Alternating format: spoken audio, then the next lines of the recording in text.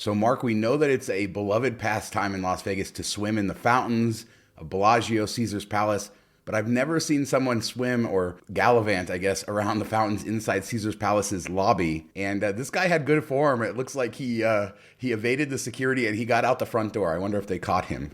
Yeah. Was this where they remodeled everything too? So it's like newer-esque, and they're like, don't disrespect our new fountain. I think that fountain was there before, but I mean, he did a great job. If you're going to do that, you should follow his lead. It reminds, watching the security like chase them around and stuff. It reminds me of when people run on the field and are running back and forth and stuff. Usually they end up getting laid out, but this guy, he was a champ. He made it out. Good times in Vegas. All right, Mark, speaking of good times in Vegas, Harry Reid International Airport announced that they had a record, the most passengers ever, 5.17 million passengers in October of 2022. So over 5 million. This is a record, about a million more than last year this time. We'll go into some of the other numbers, but this is not surprising given everything else we've seen. But, international still not quite there. Convention still not quite there. Tourism is really driving this. Yeah, I was shocked of how much more versus because last year they were doing pretty well still. 2020 of course not, but 2021 there you saw quite a bit of comeback, and then to see a million more people in this month compared to last year. I wish did you look at 2019 at all? I wish we had that to compare, but I'm guessing this was still substantially more than 2019 too, which is pretty crazy. Yeah, I don't think it's substantially more, but it is definitely more. They have hit 5 million passengers before a few times. But this is the highest that it's ever been. I don't have the 2019 numbers, but huge changes year over year. Internationally, there's a 305% change, but still pretty low. October 2022, 286,000 people compared to 102,000 international arrivals. So a big upswing there, but still not a substantial amount. And if you're wondering which airline is the big winner here in Las Vegas, I was totally surprised. Yeah. Because Southwest is definitely like a focus of Las Vegas, but it's not a hub. So I was surprised and it was like not even close to Spirit and Frontier, which, Spirit and Frontier have a lot of coverage. And every time I check Southwest into Vegas, it's not even remotely close to the cheapest. So I was really surprised to see that way up there. Yeah, Southwest, number one, Spirit, number two. Less than half of what Southwest has. Southwest, 1.7 million. Spirit, 756,000. Frontier, number three, at 560,000, and they're up about 30%. And then you have Delta and American. Allegiant, not really registering in the top five, but certainly have more of the budget lean here in Las Vegas compared to like the more traditional carriers like American, Delta, United, which, as you know, is a pain for me every time I get on a plane because it seems like I'm flying Frontier. Yesterday, I flew Allegiant for the first time. So that's my life, Mark. I don't get Delta like you out of Detroit. Figured Spirit Frontier might be higher than Southwest, but Southwest is weird. In some cities it will be super cheap, in other cities it will be insanely expensive. So it all depends on where you're coming from, I guess. All right, let's move on to the REIT drama that we continually see. A few years ago, the gaming companies started selling off their land to real estate investment trusts. We saw the Bellagio get sold off. MGM Grand and Mandalay Bay got sold off. Of course, we've seen a lot of other properties. We've seen split purchases like with Cosmo, with Venetian. This is really the future of Las Vegas, and I think really the future of the hotel industry in general is big real estate trusts owning the building, the facilities, and then an operator owning the operations. We saw that last week in our show. We talked about the Dream Hotel, Hyatt taking over management of that, and that will be owned obviously not by Hyatt, the building itself. But Blackstone has been like the key player in all of this through the years. They own Cosmo, and they just sold that to MGM. And they also were the ones who bought MGM Grand and Mandalay Bay back in the day. And then this is very complicated, Mark. I hate every time we have to talk about this. We need like a flow chart or like a diagram of some sort that explains all this. I'm going to try not to confuse everybody, but basically that partnership, when they bought MGM Grand and Mandalay Bay, it was a partnership between MGM's real estate trust called MGM Growth Partners and Blackstone. And then MGM Growth Partners sold to VICI Properties, who owns a lot of the Strip, most of the Strip, 70% of the Strip. I don't know, a lot of the Strip now. And now Blackstone is selling Mandalay Bay and MGM Grand to VICI Properties. So VICI was the spinoff from Caesars. They now own the land on MGM Grand and Mandalay Bay, plus tons of other stuff on the Strip. Most of the MGM properties, in fact, it's enough to make your head spin, but it's just a reminder that we're going to be separating the buildings from the operations. That's how Vegas works now. Yeah, it's kind of funny to see, Caesar's spinoff is doing well and gobbling up all this stuff when it was all combined, it was a struggle and they were losing money most years. And now this new company, values are skyrocketing. That's always if there's a downturn in the economy and valuations go down, that's going to take a hit to them. But seeing Blackstone, turn over all this money in a couple of years, like Cosmo, they made a ton of money off of and holding it for a while. And they made $700 million holding it for 3 years. So it's kind of insane, but it sees them pulling out a bit. Maybe they're trying to think this is the high point, so let's get out while we can and then dip back in later. But yeah, VICI is either going to look really smart at the end of all this or be holding the bag if this is the peak. They definitely will be holding the bag if this is the peak. That is for sure. They own so much land here. But yeah, Blackstone says they're bullish on Las Vegas. But as you point out, they sold Cosmo. They're selling this $700 million profit in just a few years.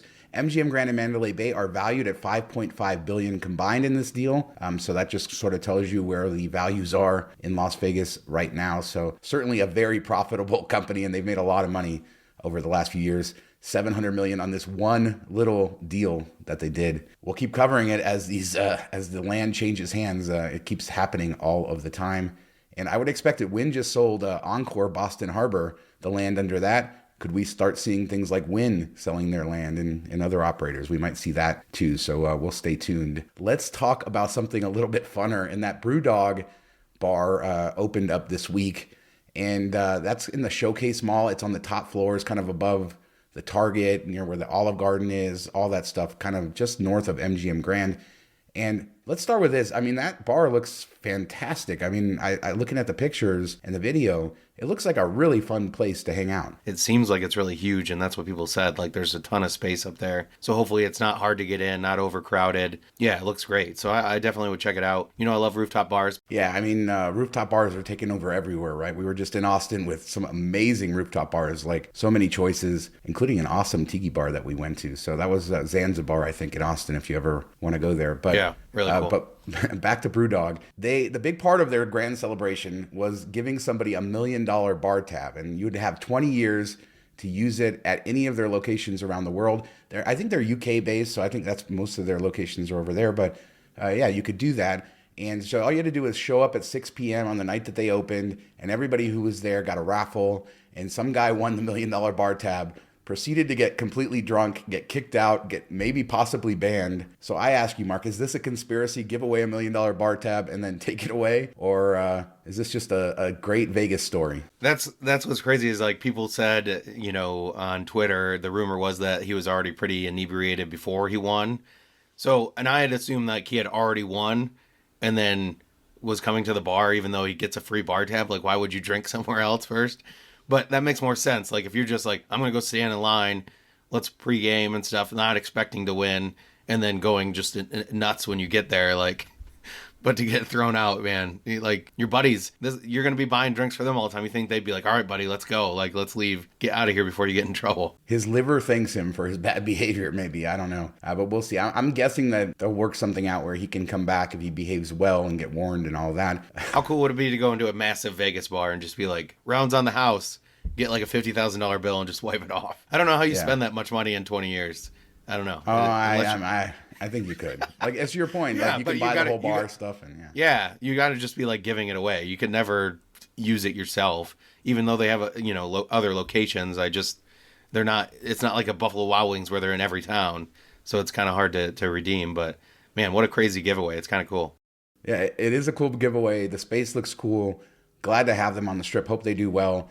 They do have some interesting things going on there. Check it out. All right, so Mount Charleston Lodge, was this really cool lodge up in Mount Charleston near Las Vegas, and kind of a very like historic thing. A lot of people loved it, especially going up in like the summer, escape the heat in Las Vegas. In the winter, you get the snow, so you get sort of something different than you get down here in the valley. And it burned down, and it's owned by the Ellis family, in case you guys didn't know. That's people who own Ellis Island, all the village pubs, stuff like that. And this fall, they had done pine dining, so They put up a temporary structure with like glass, and they brought in chefs from Las Vegas and did special events up there. But now we see some renderings. They're gonna rebuild the lodge, and they showed off some renderings. Thanks to Las Vegas locally for sharing it. They look amazing. I think this looks like a great replacement for the old lodge, and I'm excited to be able to try it when they build it, because this was a very unique thing in Las Vegas to escape the sort of desert craziness. Yeah, I've never been up that way, and it's always been on my list. So I was sad to see when the lodge burnt down, but I'm glad that they're rebuilding it, because you never know when something like that happens if they're going to put the effort into doing it. But with Ellis Island, the Ellis family being so intertwined in the Vegas area, it's not surprising that they are, and it does look cool. I definitely want to go up there. And there's skiing up there in the winter and stuff, right? If you go up further past the lodge. Yeah, Lee Canyon has skiing in the winter, and in the summer they also have the lift where you can go up there as well. It's not the best skiing in the world. Sometimes they have to generate fake snow. It really depends on how, wet our winter has been and things like that. Definitely ski opportunities there. So yeah, a lot of people like that. Skiing in shorts. You can't beat that, right? No, it's cold up there. I mean, I think the peak of Mount Charleston is like 10,000 feet. As people can correct me in the comments on the exact thing, but it's pretty high. So it gets really cold up there. The summers are beautiful, wonderful hiking. So if people haven't been up there and you want to escape the heat, a lot of people go to Red Rock, but that's still pretty hot in the summer. Very hot in the summer. Which one do you think is, if you were going to go, which one would you prefer, Red Rock or up on Mount Charleston? I love them both, but yeah, Red Rock in the winter and Mount Charleston in the summer. You don't want to, it's covered in snow. You need chains, all that stuff. It's like it's like going to Detroit when you go up the mountains. So yeah, not in the winter for me, unless you want to do snow, make snowmen. That's really cool too. So it's like Mount Charleston is the gift that keeps on giving for Las Vegans, because it's our way of kind of just pretending that we don't live in the desert. So it's good stuff. Yeah, nice to have that option. Get away, get some greenery, stuff like that you don't normally see with all the fake trees, right? Yeah. Real trees up in Mount Charleston for sure. All right, let's switch to Vegas fees. A lot of little fees have popped up again. We've talked about fees before, restaurants, venues sneaking on all kinds of fees. So 3 examples kind of came to our attention in the last couple weeks.